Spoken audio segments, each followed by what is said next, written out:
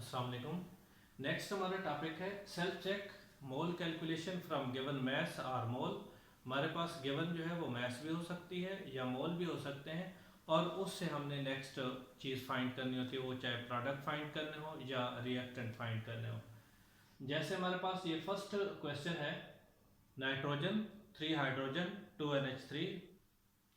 इसमें अगर हमारे पास प्रोडक्ट है 5 मोल प्रोडक्ट है, तो फिर हमें हाइड्रोजन कितना ज़रूरत पड़ेगा और नाइट्रोजन की कितनी ज़रूरत पड़ेगी, तो या इसकी कितने कितने मोल जो है वो हमें चाहिए होंगे। तो इसको हम उसी तरह लिख सकते हैं यूनिटरी मेथड से कि suppose 2 mole NH3 ammonia require nitrogen N2 के बजाय हमें कितना चाहिए होता है, 1 चाहिए होता है। अगर ये 2 हो जाए तो ये हमें कितना चाहिए होता है, 1 चाहिए होता है। और अगर यहाँ पे ये 1 मोल हो जाए यूनिटरी मेथड के अकॉर्डिंगली, तो ये हो जाएगा 1/2। और जितना हमें गिवन दिया हुआ है क्वेश्चन कि ये अगर 5 मोल हो तो फिर नाइट्रोजन कितना चाहिए होगा, तो ये यहाँ पे उसी तरह 5 मोल, ये आ जाएगा 1/2 इंटू 5, तो 2.5 मोल हमारे पास आंसर आ जाएगा। ठीक है, जैसे हमें ये 2 होता है तो उसके आधे मोल नाइट्रोजन के चाहिए होते हैं। अगर हमारे पास 2 मोल NH3 प्रोड्यूस हो रहा है तो उसका आधे मोल जो है वो हमें नाइट्रोजन, जैसे ये हमारे पास अगर 5 प्रोड्यूस हो रहा है 5 मोल, तो इस 5 का आधा हमें नाइट्रोजन चाहिए होगी, तो नाइट्रोजन इसका 2.5 मोल जो है हमें चाहिए होगी। तो हम उसी तरह एक मेथड से करेंगे तो हमारे पास इसका आंसर आ जाएगा। नेक्स्ट, अगर ये 5 हो तो हाइड्रोजन कितना चाहिए होगा, तो उसी तरह according to balance chemical equation, इसके ऊपर बल्कि लिख दें according to balance chemical equation, उसी तरह same according to balance chemical equation 2 mole NH3 require hydrogen कितना 3 मोल चाहिए होते हैं। अगर ये 2 हो तो हाइड्रोजन कितनी चाहिए होती है, 3 मोल। अगर ये सपोज 1 मोल हो जाए तो ये हो जाएगा 3/2। और जितना क्वेश्चन हमें दिया हुआ है 5 मोल अगर अमोनिया प्रोड्यूस हो रहा है 5 मोल, तो हाइड्रोजन कितनी जरूरत पड़ेगी, तो 3/2 इंटू 5, तो ये आई थिंक इसका आंसर आ जाएगा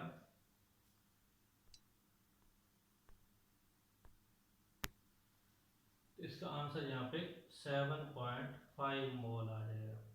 ठीक है, तो यहाँ पे भी वही सेम मेथड है कि यहाँ पे प्रोडक्ट जो है वो गिवन है, उसके अकॉर्डिंगली हमने रिएक्टेंट फाइंड करना है। तो ये कोई भी चीज चाहे रिएक्टेंट साइड पे गिवन हो या प्रोडक्ट साइड पे गिवन हो, तो उसकी बैलेंस रेशियो से, बैलेंस जो इनकी रेशियो बनेगी बिटवीन रिएक्टेंट टू प्रोडक्ट, उसी को मेंटेन करते हुए हम किसी भी चीज को फाइंड कर सकते हैं।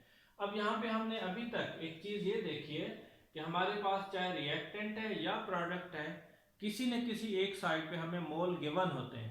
अगर मोल की जगह पे मैस गिवन हो तो फिर हम कैसे कर सकेंगे। सपोज इसी क्वेश्चन को हम देख लेते हैं कि अगर इसी क्वेश्चन के अंदर 5 मोल की मैस दी हुई होती तो पहले हम उसके मोल फाइंड करते हैं। मोल फाइंड करने का फार्मूला जो है वही है given mass over molar mass. तो इस तरीके से गिवन मैस दी हुई होती है तो पहले मोल फाइंड करते हैं, मोल फाइंड करने के बाद उनको हम कंपेयर कर लेते हैं। तो इस तरीके से या तो मोल गिवन होते हैं या मैस गिवन होती है। नेक्स्ट हमारे पास जो क्वेश्चन आ रहा है उसमें मैस गिवन है, मोल की बजाय क्या है, मैस गिवन है। तो उसको भी हम दो मेथड से कर सकते हैं। जैसे नेक्स्ट हमारे पास ये है 2H2 plus O2 it gives 2H2O, 2 water produce हो रहा है।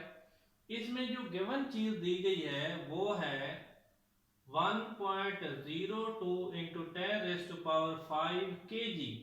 केजी में मैस गिवन है हाइड्रोजन की।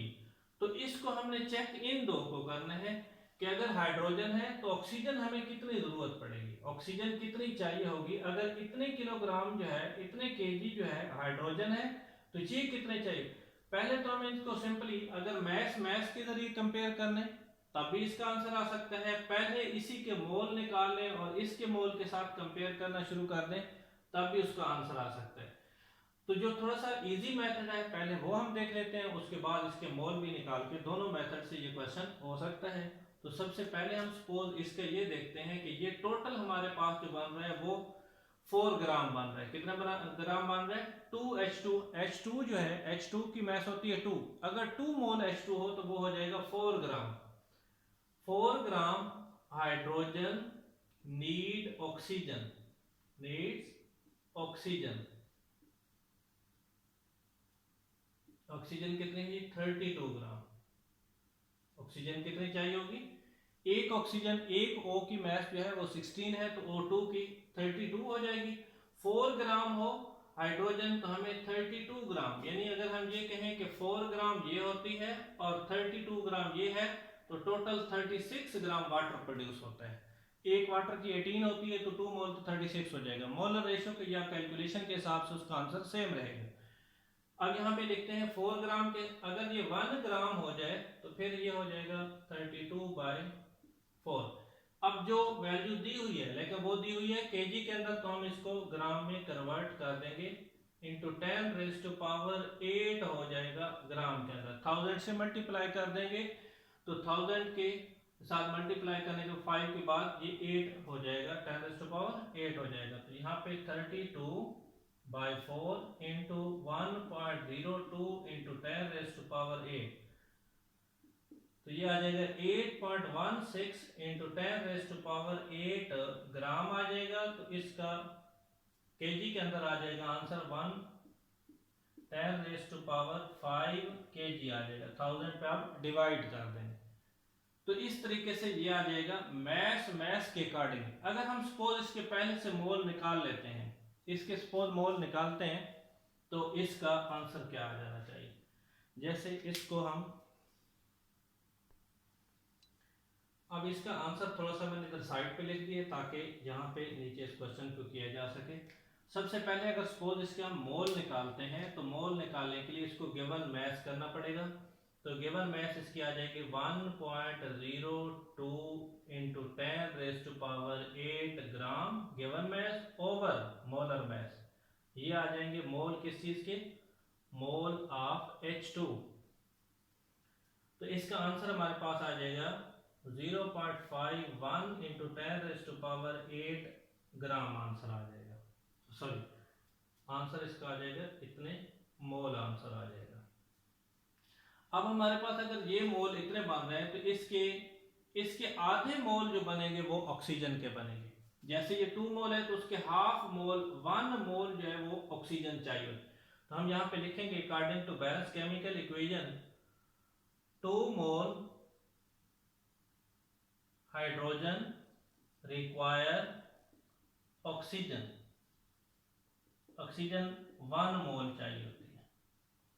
ठीक है, 2 है तो ये 1। अगर ये 1 मोल हमारे पास H2 हो तो ये आ जाएगा 1/2। कितना आ जाएगा? 1/2 आ जाएगा। और इसी को अगर हम, हाँ, यहाँ पे 1/2 और इसके मोल हमारे पास है 0.51 इंटू 10⁸, ये मोल है। तो ये आ जाएगा 1/2 इंटू 0.51 10⁸। तो ये हमारे पास आंसर आ जाएगा इसका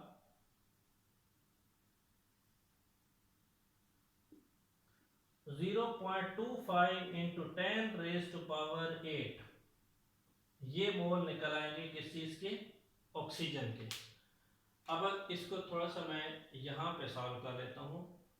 मोल ऑफ ऑक्सीजन,